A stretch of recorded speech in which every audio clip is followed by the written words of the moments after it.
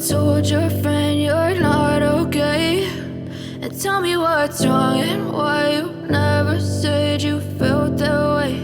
And guess you're trying to stay strong and fake a smile until I look away. But I've known you too long, it hurts to watch your blue eyes fade. 신경 여러분, 저는 의사도 아니고요. 잘 모르겠고요. 이렇게 생겼다. 근데 이거를 굳이 이렇게 이제 수학적으로 표현을 하는 거죠. 표현한 게 이거예요. 저는 신경진의 하나하나를 가까이 들어오는 입력값의 그 가중치, 그리고 이거에 대한 가중치에 대해서 전부 합해서 변형, 판단하는 수준이라고 하고요. 이걸 통해서 이제 실질적으로 출력값을, 출력이라기보다는 어떤 선택을 하든가, 어떤 결론을 도출한다든가, 어떤 추론을 한다든가 하게 되죠. 그렇게 수학적 표현으로 이런 식으로 모형으로 또 표현을 합니다. 그래서 수학적 표현의 모형이 이런 게 있다, 이런 게 있는데,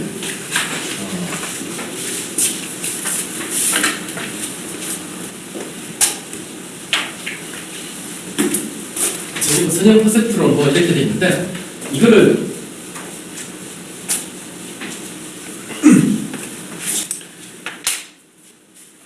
굳이 이제 표현을 하자면, 예를 들어서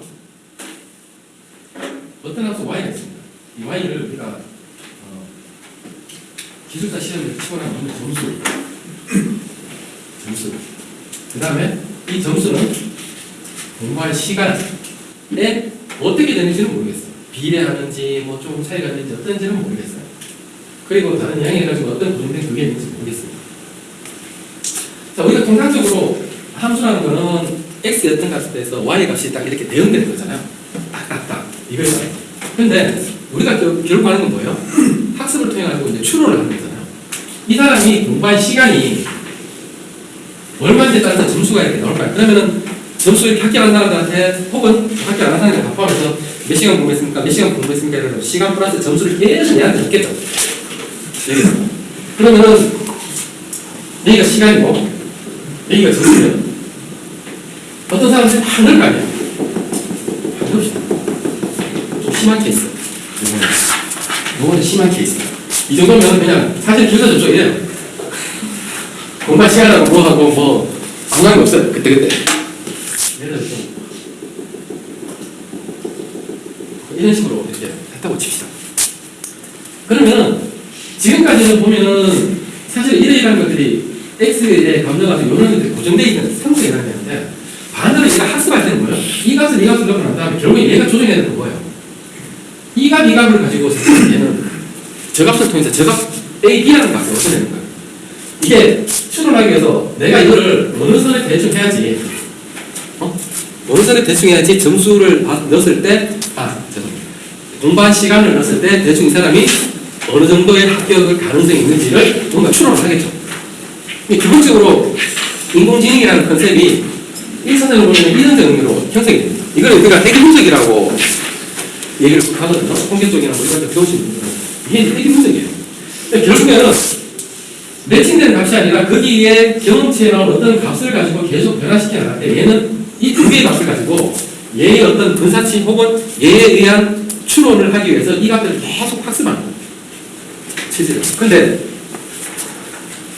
아까 우리가 뭐 인간 사람 모형으로 따지면 그걸 굳이 사람 모형으로 하면은 자 시간만 가지고 보면 이게 안 나올 수 있겠죠.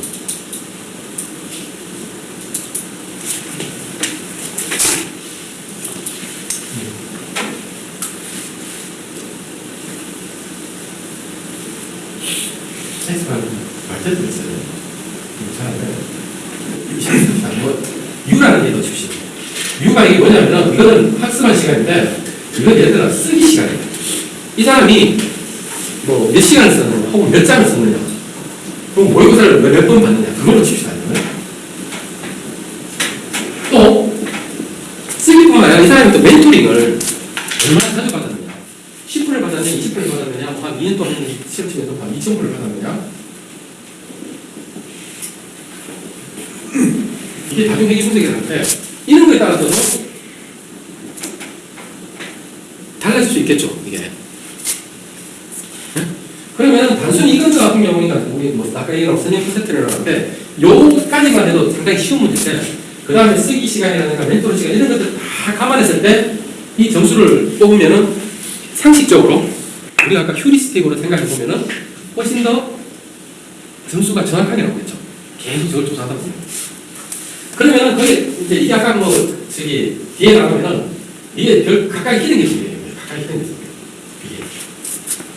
그러면 얘가 여기에 따라서 이 값들을 움직이고 이 값들을 움직이고 이 값들을 움직이는데 이걸 수학적으로 이걸 찾는 방법은 공대 나오신 분 공업사 대부분 하셨습니까? 이걸 하는 방법 중에 하나가 우리가 편미분을 보통 하죠. 편미분이라는 게 뭐예요?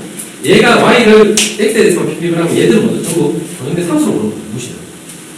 그 다음에 뭐예요? u에 대해서 편미분을 하죠. 그 다음에 v에 대해서 편미분을 해요. 그러니까 수학적으로 편미분이라고 그러지만은 학습적으로 표현은 편미분을 해요. 그러니까 학습으로 보면은 얘에 대해서 학습을 기준으로 학습을 하고 또 얘에 대해서 학습을 하고 얘에 대한 기준으로 학습을 해요. 그리고 거기에서 세 가지 인풋값이 들어오면은 얘들을 전부 해가지고 점수를 딱 도출합니다. 기본적으로 지금 있는 인공지능이라는 구조 자체가 한 예를 이렇게 들면 그래서 이런 구조가 돼가지고 저는 수학적 표현 요인이 되고 1차원 같은 선형 콘셉트라고 그러고 여러 가지 아까 봤던 인풋이 여러 개 있을 때 거기에 따른 얘에 따른 이 학습, 이 F나 이런 값들을 계속 학습해야 될 거 아니에요. 그런 히든 레이어가 있고 결국 얘를 통해서 아웃풋이 정해집니다. 그 기본적인 내용들이 여기 나오는 내용입니다. 그래서 저 뒤에 나오나? 이제 이걸 다층 신경 해로망이라는 게 입력층, 이 입력의 변수가 여러 가지가 있을 수 있는 거죠. 이 사람이 저는 쓰기는 몇 시간 했고요. 그리고 하루에 4시간, 주 40시간 공부했고요. 그 다음 멘토링 일주일에 뭐 1시간씩 꼬박꼬박 받았어요. 라는 거 하는 거예요. 그래서 점수 59.8 끊으셨습니다. 63점 합격하셨습니다. 우리 점수로 봤죠. 또 720점이죠. 720점입니다. 이런 식으로 판단합니다. 그래서 이게 더 히든 레이어가 이런 변수가 시간하고 쓰기하고 멘토링 시간 내외에 또 어떤 게 있을까요? 쓴 볼펜이야. 뭐 이런 거. 그 다음에 뭐 고민한 시간. 그 다음에 또 좀 더 세고 나면은 목차 잡는 연습한 시간. 뭐 이런 식으로 계속 인풋 레이어를 더 다양하게 하다 보면은 실제적으로 이 점수에 더 현실적으로 추론이 더 현실성에 가깝게 될 거라는 거예요.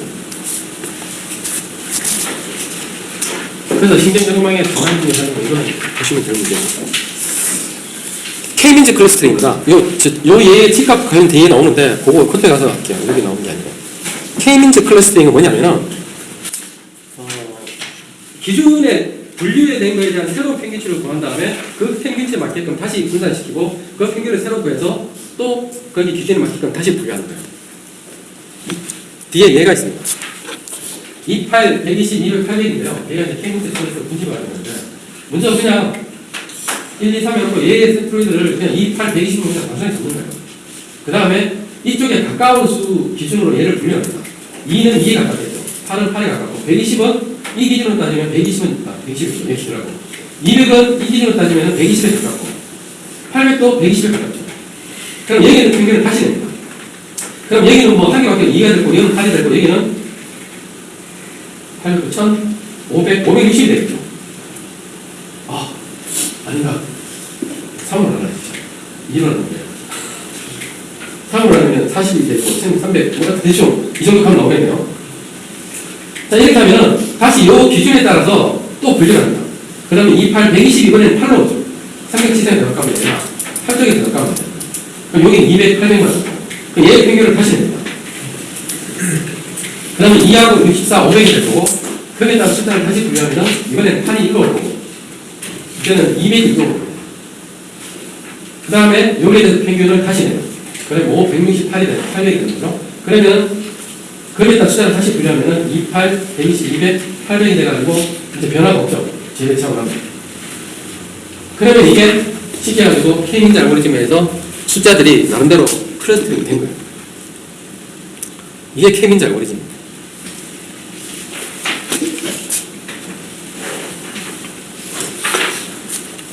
평균값에 의한 클러스터링 방법이에요.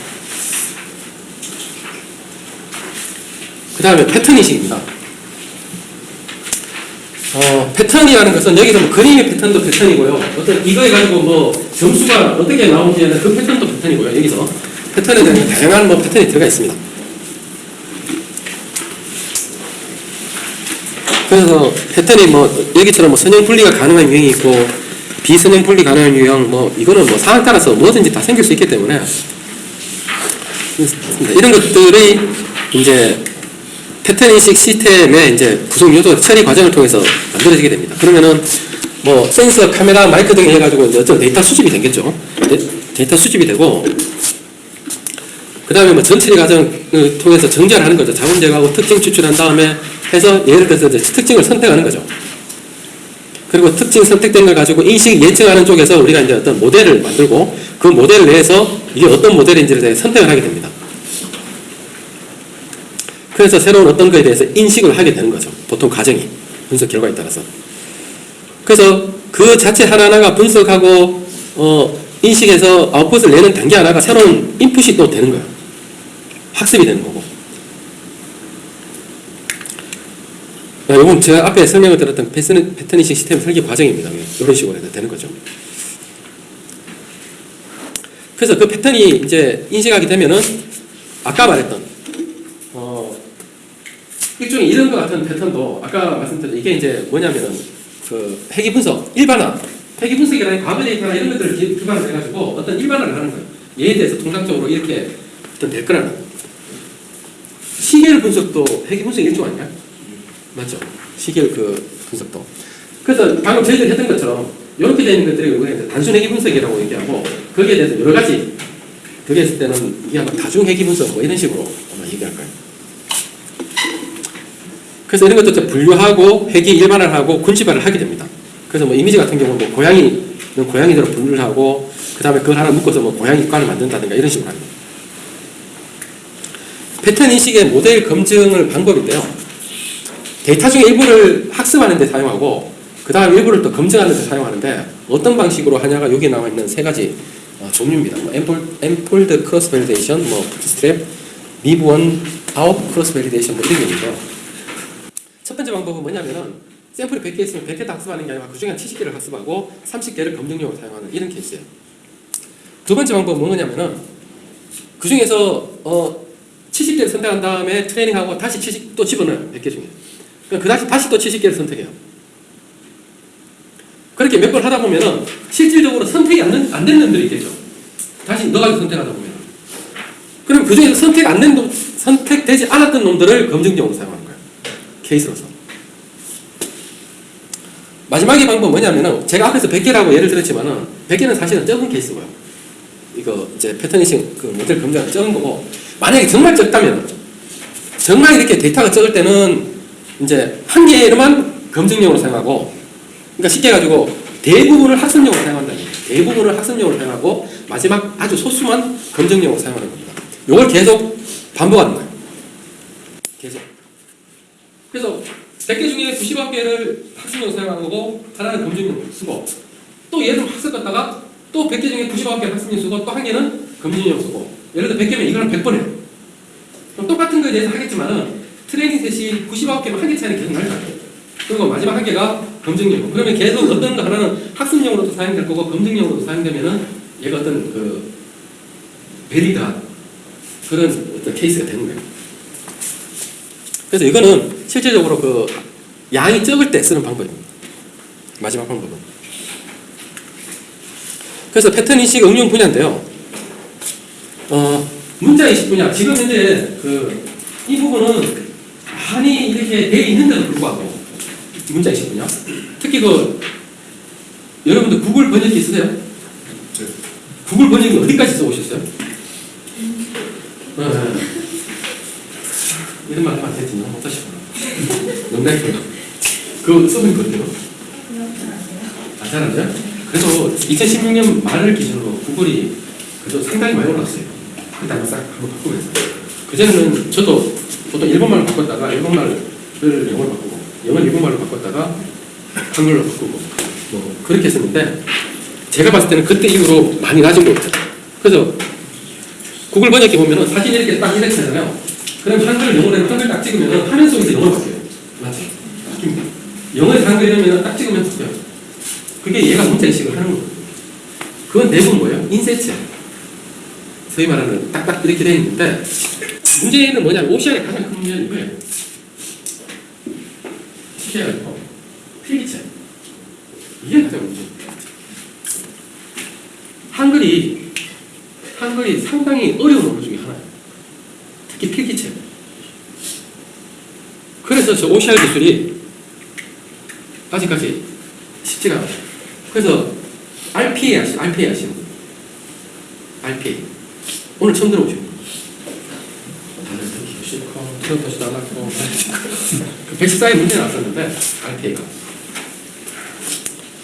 그거 설명 안 해요. 저는 그걸 2016년도에 제가 그거를 도입을 해가지고 한국에는 도저히 사람이 없어서 우리가 스스로 개발했어요. 그 소프트웨어. 그 걔네들 사이트에 있는 거 보고 이런 거 우리가 계속 이래저래 해보고 해가지고 개발했는데 RPA가 뭐냐면 로보틱 프로세스 오토메이션이라고 해가지고 PC 안에서 놔두면은 특히 그 백오피스 내는 쪽에 맨날 반복적으로 하는 사람들 있잖아요.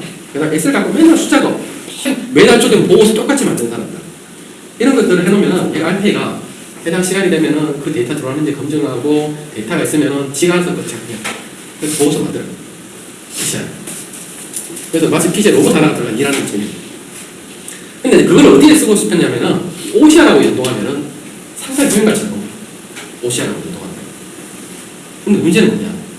이 OCR 솔루션 중에 이게 되는 솔루션이 거의 없어요. 여기만 들어갔다고 수치가 뚝 떨어져요. 그래서 제 주위에 다른 기술사분, 다른 회사 다니시는 분들도 저한테 뭐냐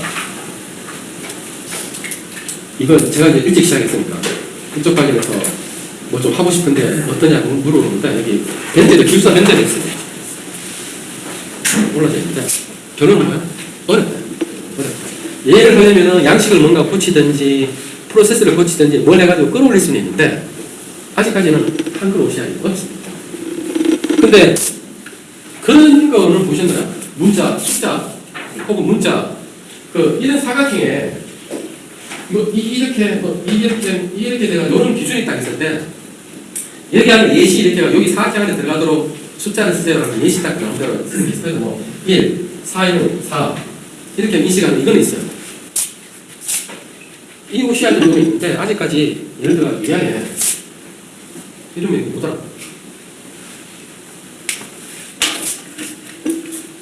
그 다음에 이제 그냥 진단 시스템 쪽에 진단 시스템. 요즘은 그 병원에는 전부 팍스 시스템 쓰죠. 피치 아카이브 커뮤니케이션 시스템이라 병원에 쓰는 시스템들도 나중에 여러분 토픽에 있는지 모르겠는데 출사되면은 웬만한 건 다 온 거예요. 그러니까 병원 시스템 보면 오더 커뮤니케이션 시스템이라는 게 있죠. 그거 있고 그다음에 메디컬 헬스 레코드, 그 건강관리 레코드 기억하는 그런 병원에서 많이 쓰는 거예요. 거기 보면 전부 이제 요즘 IT로 다 관리하죠. 근데 그 중에서 진단 방사선과 의사들이 하는 건 그거죠. MRI, CT, 뭐 엑스레이 사진 찍은 다음에 그것만 찍어놔요. 그것만 이 사람 병이 어디 부위에 이게 있는 것 같아, 이게 뭔 것 같아라고 그 사람들이 하는 일이에요. 근데 그 사람들도 사람 눈으로 본다 보니까 실수를 하는 거죠. 뭐 생긴다 그러더라도 어쩔 수 없이. 근데 컴퓨터가 그걸 하는 거예요. 저기 인공지능이. 이 엑스레이를 예를 들어가지고 뭐 암 환자의 엑스레이 그게 초기가 됐든 중기가 됐든 말기가 됐든 간에 진단됐든 그 시점에서 이걸 계속 학습하는 거예요. 그런 다음에 다른 사람 찍은 사진을 집어넣으면 얘가 보고 이쪽 부위에 병이 있는 것 같다라고 해주는 거예요.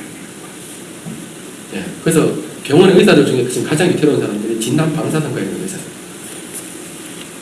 근데 100% 아직 그게 의심하진 않겠죠.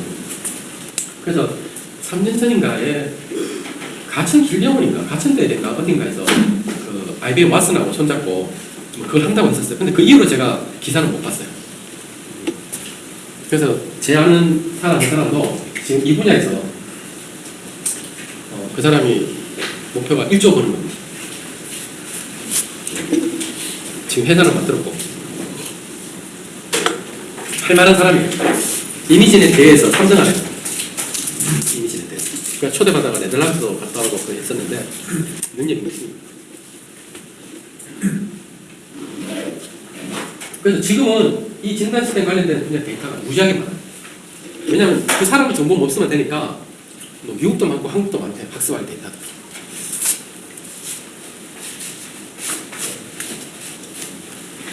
멋있는 의미입니다.